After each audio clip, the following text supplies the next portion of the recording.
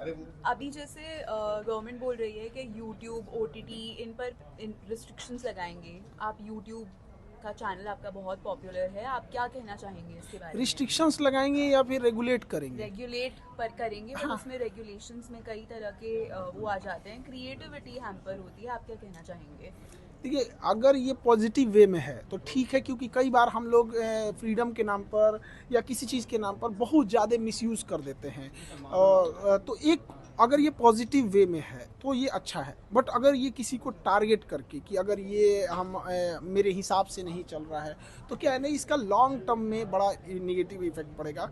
Reason क्या है कि democracy is not a fix चीज, दिस इज नॉट मोनार्की।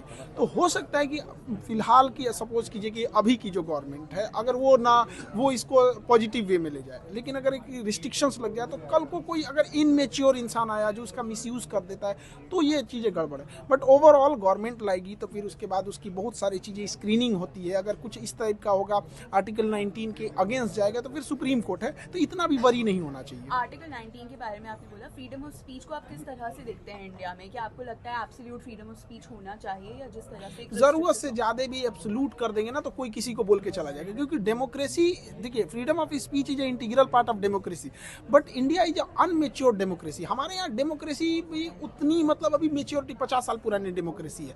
बीच में हमने सबसे पहले स्टार्ट किए थे डेमोक्रेसी को, बट वो डेमोक्रेसी जो लिच्छवी से स्टार्ट हुई थी ना, बीच में मोनार्की में कन्वर्ट हो गई। तो वो हम भूल चुके हैं ना कि कब का है। जैसे अभी का बच्चा नर्सरी क्लास की राइम्स पोएम्स भूल चुका है, वैसी हो चुकी है। तो मेच्योरिटी भी बहुत ज़रूरी होता है। जैसे ब्रिटेन की देखिए, वहाँ रिटन कॉन्स्टिट्यूशन नहीं है, बट क्या पॉसिबल है इंडिया में? नहीं हो पाएगा। तो मेच्योरिटी होती है, हर इंसान को अपना वो पता होना चाहिए कि क्या कि हमें कहाँ बोलना है, किसके लिए कितनी लिमिट्स हैं। अब पता चला कि आप रिस्ट्रिक्शंस नहीं लगाएंगे, कोई ऑफिसर है, कोई सेलिब्रिटी है, उसके पीछे पीछे लाइव करते हुए उसके घर पे चले गए, उसकी भी तो प्राइवेसी है, उसकी भी तो सिक्योरिटी चीज़ है। अब आप उसके लिए ये तो कुछ चीज़ें अगर पॉजिटिव वे में है तो उसको हम लोग को एक्सेप्ट करना चाहिए।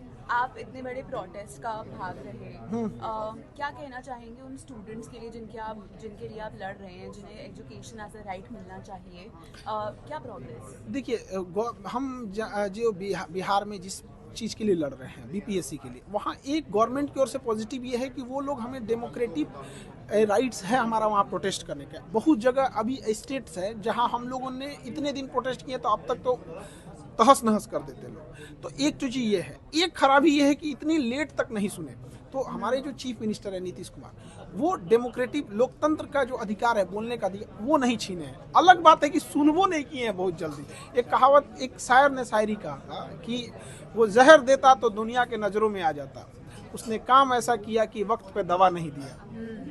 और वो ना देना भी उतना ही वो जहर है, देने के बराबर। देखिए वो क्या है ना कि कुछ अधिकारी लोगों से घिरे हुए। अब मामला सब जुडिस है तो हम लोग भी उतना ज़्यादा मतलब एक लिमिट हो जाता है जुडिशरी के अंदर। आपकी सबसे बड़ी लर्निंग क्या रही है इस पूरे आंदोलन के साथ जुड़ने के अब तक? देखिए हमको बस ये लगा कि जब तक बच्चों का मोरल सपोर्ट बना हुआ था, जब तक उनका इंथुजियाज्म था, हम उनको सपोर्ट दे रहे थे। बट ऐसा लगा कि उनका एक टाइम के बाद हमें लगा कि उनका मोरलिटी गिर गई, मोटिवेशन कम हो गया, अलग थलग पड़ गया।